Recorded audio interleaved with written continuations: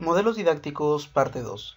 En la primera parte habíamos visto las generalidades acerca de los modelos didácticos.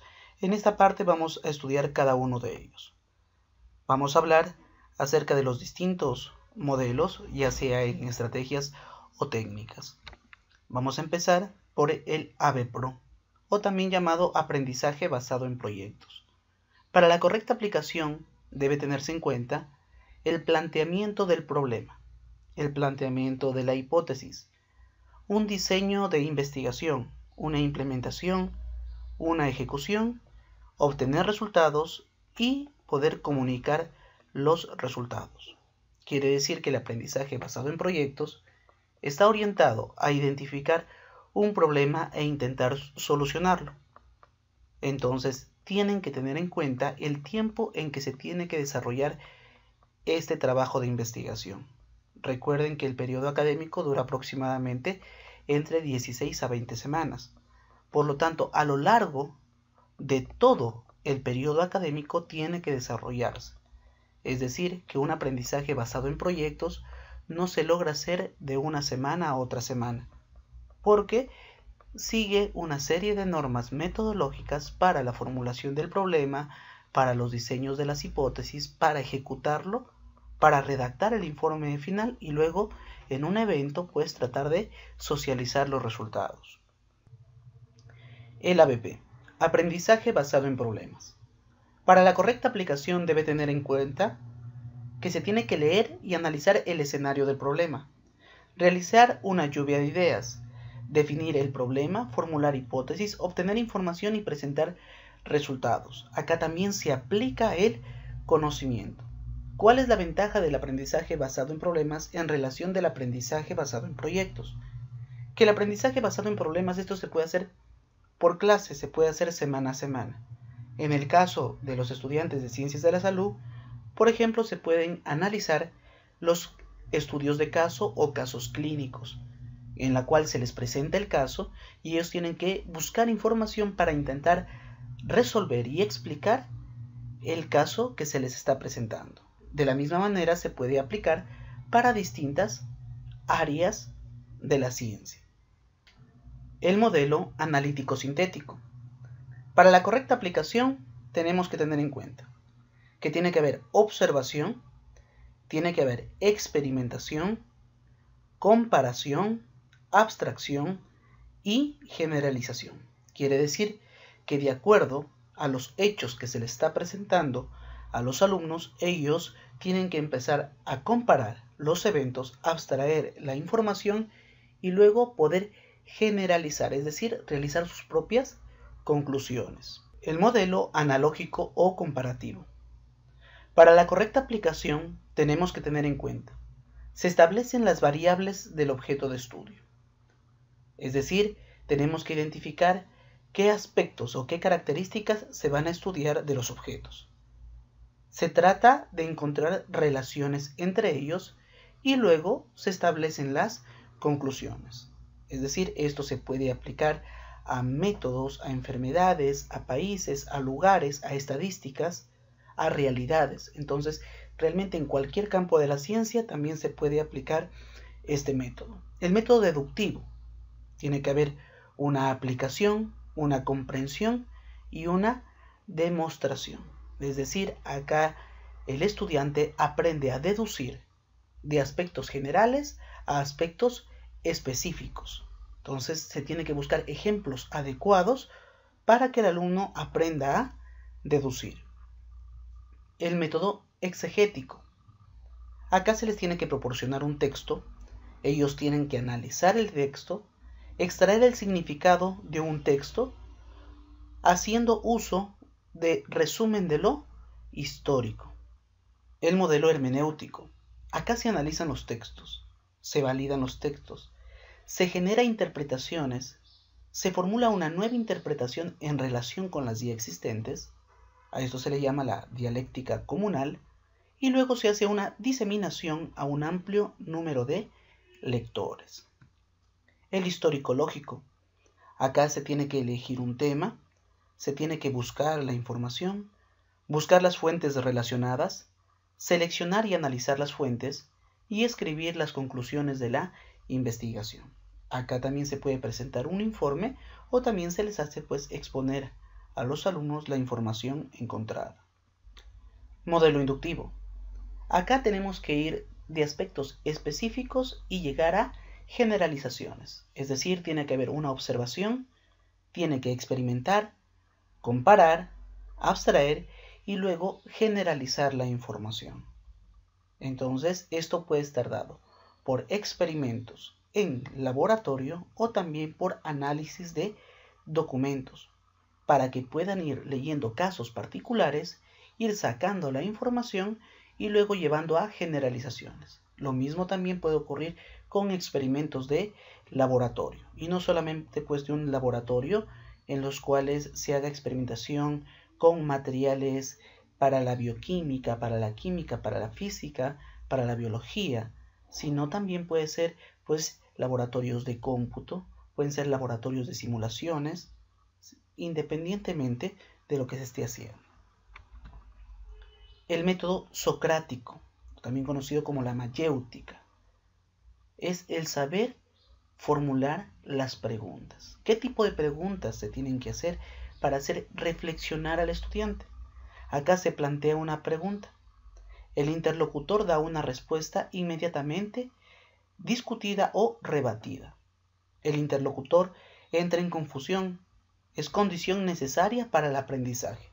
Recuerden que si hay alguien que realiza una pregunta, tiene que alguien tratar de poner en confusión el tema. A pesar de que se tenga claro, si se quiere lograr esta destreza en los estudiantes, tiene que alguien formular una pregunta o una respuesta que genere confusión, para que se pueda generar un debate. Y este debate es que surge emociones, sentimientos por el hecho de debatir. Y eso es lo que hace que el aprendizaje de ese día se fije mucho más. Acá se llega a definiciones generales y la discusión concluye cuando el alumno consigue alcanzar el conocimiento preciso. Es decir, que el docente ya sabe cuáles son las respuestas, pero hace mediante preguntas y mediante una discusión formativa que los estudiantes traten de llegar a esas conclusiones. Y la discusión termina cuando se logra encontrar las respuestas precisas que ya se tienen realizadas. El debate. Para la correcta aplicación tiene que haber un intercambio informal de ideas e información sobre un tema realizado por un grupo. Una persona realiza la conducción estimulante y dinámica y su objetivo es poner en discusión a dos estudiantes o dos equipos de estudiantes, no más, para que presenten sus propias tesis sobre un tema conocido. Quiere decir que el debate es importante, pero recuerden tener la cantidad y el tiempo determinado, la cantidad de estudiantes. Se recomienda que no sean más de 2, porque si no hay muchas ideas y el tiempo se va a dilatar demasiado. La discusión formativa. Acá se lleva a nivel de ponencias y coponencias. También se puede hacer uso de los nuevos dispositivos de e-learning cuando se lo hace en línea. El aprendizaje, además de distribuido, se vuelve invisible. Una vez que el ponente da su punto de vista, se pide a los estudiantes que problematicen el tema para que el curso tenga una idea más clara del punto de vista de la temática propuesta. El objetivo es aprender, intercambiar ideas e interesarse por asuntos claves para el grupo y a nivel personal. Entonces, esto es muy importante cuando se van discutiendo cualquier tema, ya sea un tema de investigación, ya sea una conferencia, una exposición, se hace al grupo abierto para que puedan realizar preguntas los estudiantes y puedan sacar la mayor cantidad de información. De esta manera también obliga al ponente a estar muy bien preparado para tratar de solucionar o dar respuesta a todas estas interrogantes. La exposición. Para la correcta aplicación debe tener en cuenta que se tiene que haber una secuencia de expresiones monologadas. Tiene por tarea comunicativa expresar algo que resulte informativo, relevante y clarificador. Quiere decir que estas condiciones tiene que tener el tema que se está exponiendo. El estudiante no solo se concreta a exponer lo que sabe, sino que se compromete a profundizar en la práctica, la investigación y la creación de nuevas herramientas. Para esta parte de la exposición hay que tener muy claro los tiempos, la cantidad de información que va a dar el estudiante en el determinado tiempo que está programada la clase. En las próximas conferencias vamos a ver lo que son diseño de diapositivas, que es bueno que se aprenda para ver cuánta cantidad de información en relación al tiempo se tiene que colocar. El foro. Para la correcta aplicación debe tener en cuenta que el foro se presenta después de una película, de un video, de diapositivas, un documental, presentación de un teatro o de un libro o de una clase. Los estudiantes pueden intercambiar ideas a través de la discusión y diálogos amables. Se establecen soluciones y consecuencias para la comprensión y valoración de lo que se está tratando de una forma madura y eficaz. La mesa redonda. El estudiante usa el conocimiento y la inteligencia para el desarrollo del aprendizaje crítico. Un grupo de estudiantes, entre 2 a 6 como máximo, dialogan con ideas opuestas sobre un mismo asunto. La presentación de las ideas queda en plena libertad del exponente. De ser necesario, se realizan aclaraciones y especificaciones en cada idea. Siempre tener en cuenta que la distribución es de una manera uniforme, es decir, no hay niveles, no hay filas ni columnas, sino todos se ubican alrededor para tener un contacto visible y directo y de esta manera pues generar la mayor atención posible. El modelaje. Acá se destaca la relevancia de la imitación de los procesos de aprendizaje. El aprendizaje práctico está basado en experiencias significativas, requiriendo tanto la imitación, el reforzamiento de la respuesta imitada. Esta parte es muy importante debido a que se les enseña a desarrollar una destreza a los estudiantes, los cuales ellos tienen que repetir hasta que logren desarrollar esta destreza. Para esto ocurre por imitación o también se pueden ayudar con el uso de simuladores para desarrollo de destrezas. El panel. Un pequeño grupo de estudiantes dialogan, discuten y analizan un tema determinado en beneficio del grupo de estudiantes. Cada panelista explica su punto de vista referente al tema a tratar. Se debe iniciar haciendo una pregunta a uno de los panelistas con previo orden del docente. Recuerden, el docente es quien va a dirigir el orden y dar los tiempos necesarios para que no se pueda alargar el tiempo de la actividad. La audiencia es quien realiza las preguntas a los expertos sobre el tema tratado. Los expertos pueden ser estudiantes quienes se vienen preparando en un determinado tiempo sobre un tema o docentes o especialistas invitados a los cuales se les tiene que realizar las preguntas y el moderador presenta las conclusiones finales. Phillips 66. Este modelo es una técnica dinámica de trabajo en equipo. Se basa en dividir un grupo o reunión social en subgrupos de 6 individuos y hacerlos discutir sobre un tema durante 6 minutos. Finalmente se obtiene una idea general de las conclusiones de cada grupo. La ventaja de utilizar esta técnica es que la técnica pues es muy rápida y permite sacar conclusiones bastante rápido, optimiza bastante el tiempo. El juego de roles es una didáctica activa que genera un aprendizaje colaborativo y trascendente en los estudiantes. Se logra que los estudiantes se involucren, se comprometan y reflexionen sobre los roles que adoptan.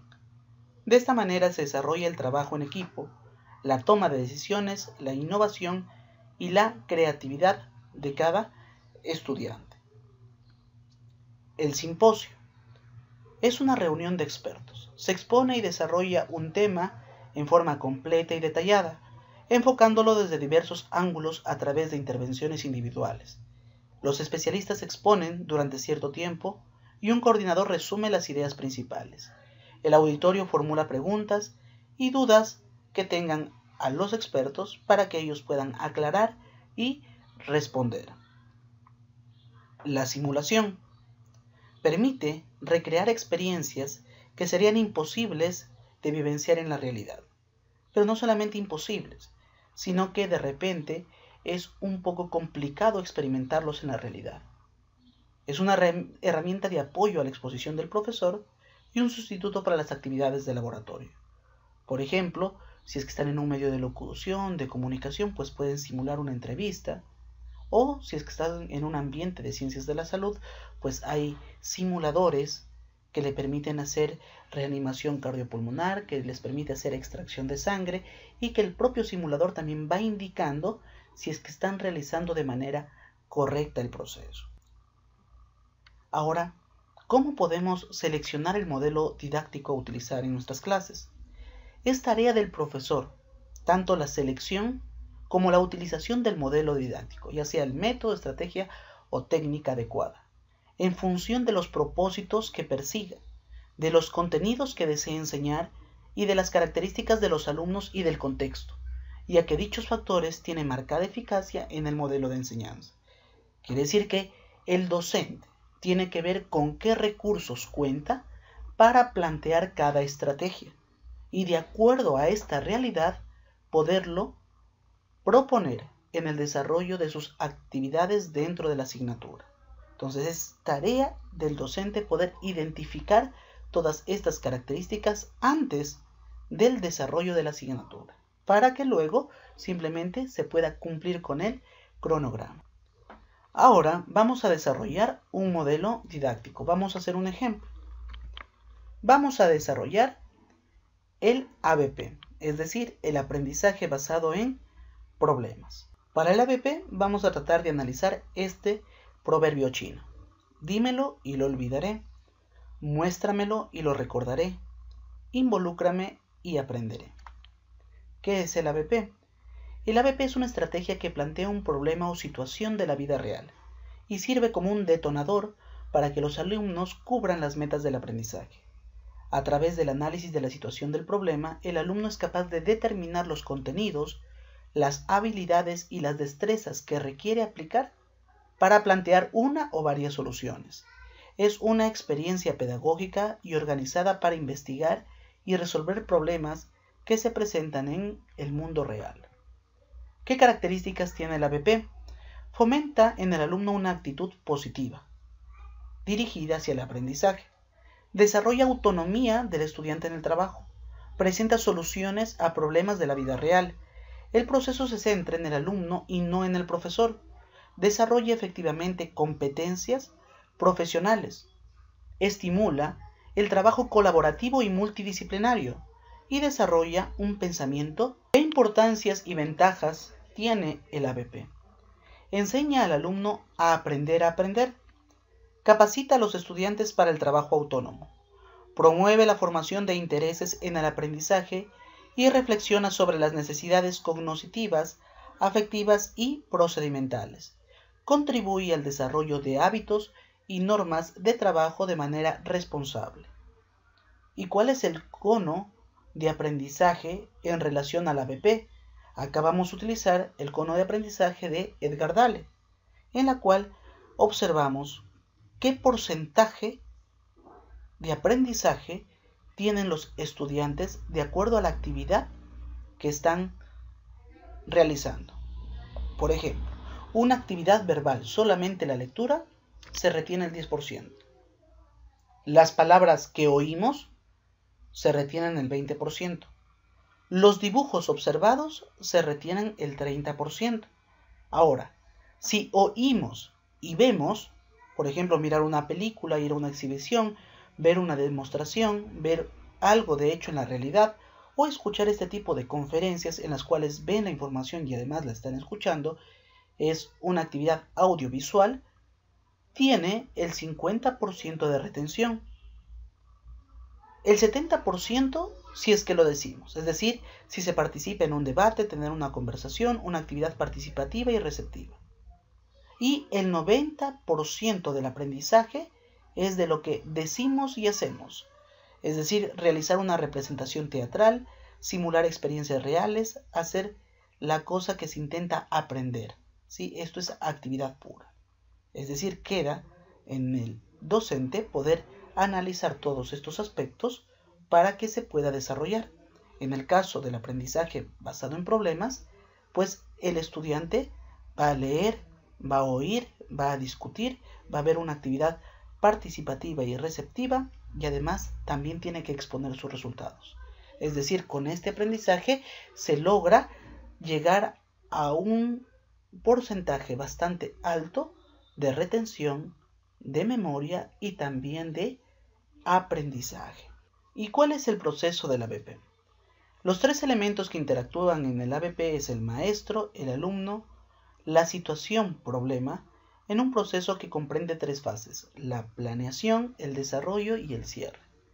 Entonces vemos cómo se interrelaciona pues el maestro y el alumno con la situación problema y cómo se va planificando desde la formulación del problema, cómo se va desarrollando ideas para formular hipótesis y tratar de resolver ese problema, y luego cómo se da el cierre o las conclusiones a las que se llega.